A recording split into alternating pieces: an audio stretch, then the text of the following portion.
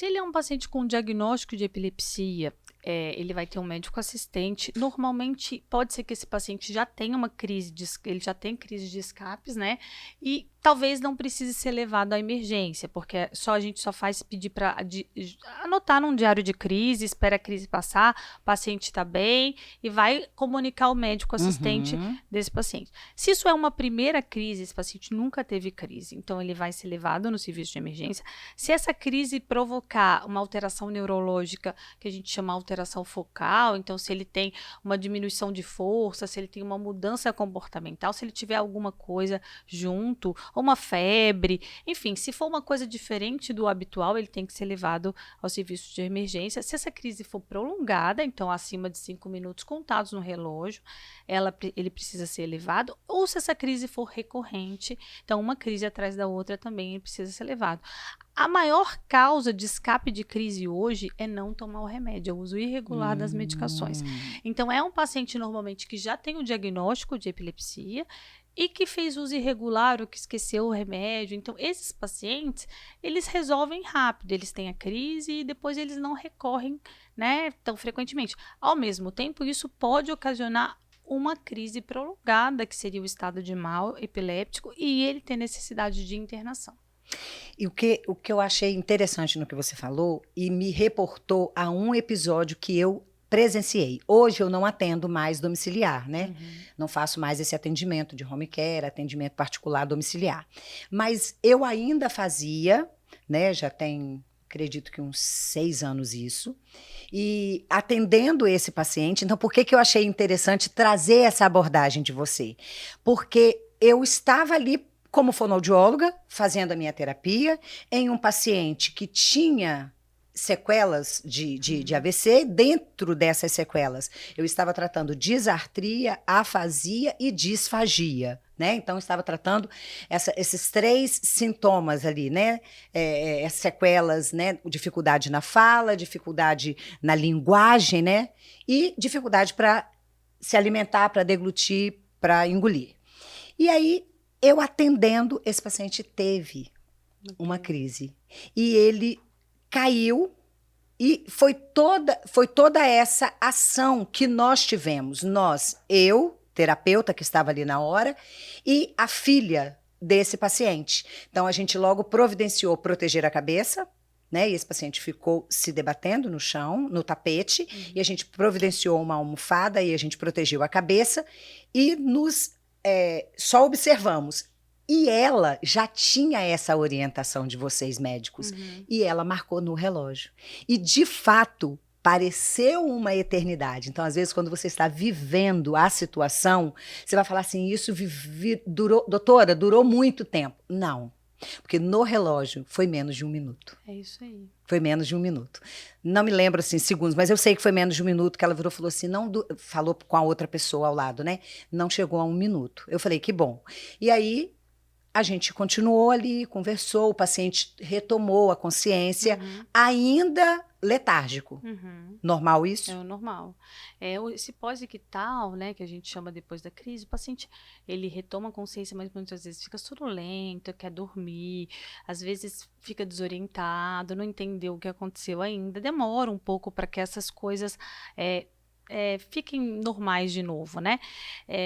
O pós-ictal, ele dura habitualmente 1 hora, tá? Depois da crise. Ele pode durar até 24 horas, mas normalmente 1 hora o paciente já melhora essa questão de sonolência. Tem uns pacientes que têm dor de cabeça logo depois. Enfim, cada um vai ter um sintoma. Esse tempo da crise determina esse tempo pós-crise? Não. Se a crise for muito grande, ele demora mais, se a crise for pequena? Não tem relação, não.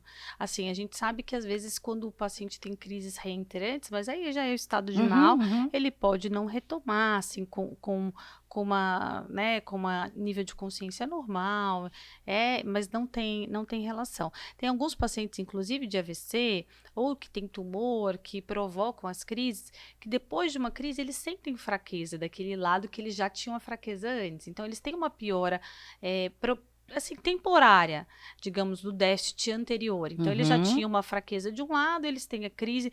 Aquela fraqueza, ela tem uma piora, mas isso é transitório. Isso depois retoma ao basal dele, né? Com aquela fraqueza anterior que ele já tinha da sequela do AVC ou da questão tumoral.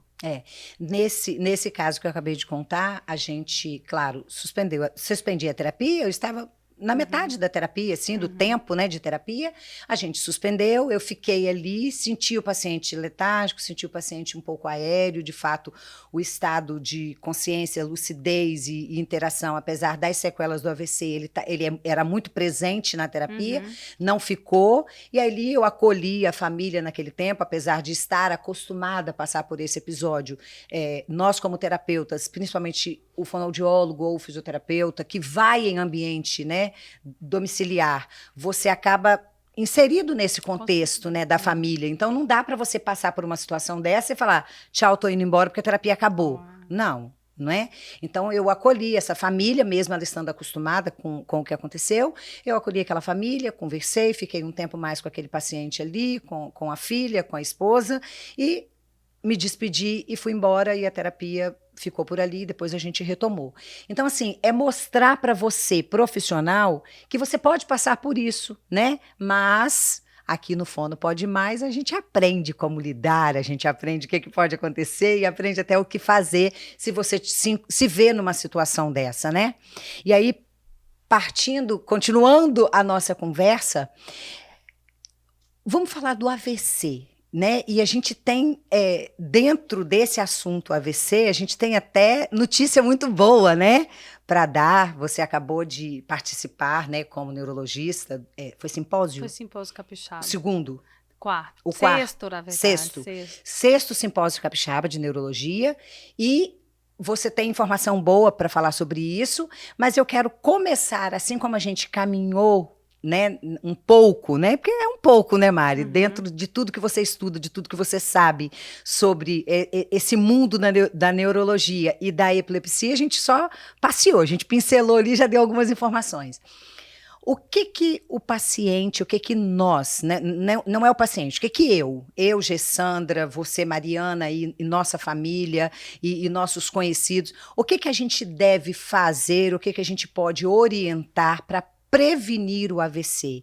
E eu falo isso porque a gente estava conversando e eu estava estudando o AVC 2022-2023 foi a maior causa-morte no Brasil. Não é isso, Mari? Mesmo. Fala aí. Então, a gente pode fazer muita coisa, né? Tem coisas que a gente não consegue modificar, por exemplo, que é a idade, né? A gente sabe que um dos fatores de risco para as doenças cerebrovasculares, assim como as doenças cardiovasculares, é o envelhecimento, né? A gente tem AVC em jovem, claro, mas é a minoria. A maioria é AVC em pessoas mais velhas. Então, quanto mais velho, maior a chance. Então, isso é um fator que a gente não consegue mudar, né? É verdade. Infelizmente. A idade chega, estamos nela. Estamos nela. Mas quer dizer, eu estou, Mari, você também, ainda não está. Eu já estou nela também. E aí a gente pode mudar alguns fatores. Então, o que a gente pode mudar? O sedentarismo, então, atividade física, praticar atividade física regular, ter uma alimentação saudável. Então, a gente fala alimentação saudável, acho que fica uma interrogação, né? O que será o que seria essa alimentação saudável? O que eu tenho que comer? Eu vou colocar, assim, em termos de estudo, porque a gente tem estudos de dietas específicas. A gente sabe que não é uma verdade absoluta, que isso tem que ser individualizado, assim como todos os tratamentos, mas em termos de estudo científico que a gente tem hoje na dieta do Mediterrâneo, que é uma dieta mais rica em gorduras boas, peixes, né, dietas menos carboidrato, então é o que a gente costuma dizer. Então reduzir, brasileiro ainda come muito carboidrato, né, a gente comer mais proteína, a gente comer gorduras boas, diminuir as frituras, evitar, né, retirar do nosso cardápio fritura, carne gorda, então essas coisas elas têm que ser a exceção da exceção e tentar viver com uma dieta mais equilibrada. Evitar o tabagismo, que ainda tem muito no nosso dia, então tirar o tabagismo, consumo de bebidas de forma moderada, controle dos fatores de risco. Então, cuidado com a hipertensão, tem que estar controlado. A pessoa tem que ir no médico para saber se ela está hipertensa ou se ela não está. Então, as pessoas falam, não tenho nada, não tenho comorbidade, não tenho nada, mas ela também não vai medir a pressão, não vai Baseada no em médico. que ela diz, eu não tenho nada? Ela não foi na doutora Mariana, ela não foi no outro médico, ela não procurou baseado em quê, né? Então, eu não consigo entender, porque às vezes fala assim, mas ele não tem nenhuma comorbidade, mas ele vai no médico? Não, ele não vai no médico. Então, como é que ele vai saber se ele tem? Tem pacientes que costumam até falar, não vou no médico não, porque eu vou descobrir um tantão de coisa. Só as coisas que as pessoas só têm e não sabem. Então, nada, a gente não vai descobrir nada que as pessoas não têm. Você não vai inventar nada, né, Mari? Nada. Então, a hipertensão, a dislipidemia, que é o aumento do colesterol, aumento do triglicerídeos, tem doenças que são familiares, essas doenças às vezes podem ser familiares, mas tem medicamentos para tratar.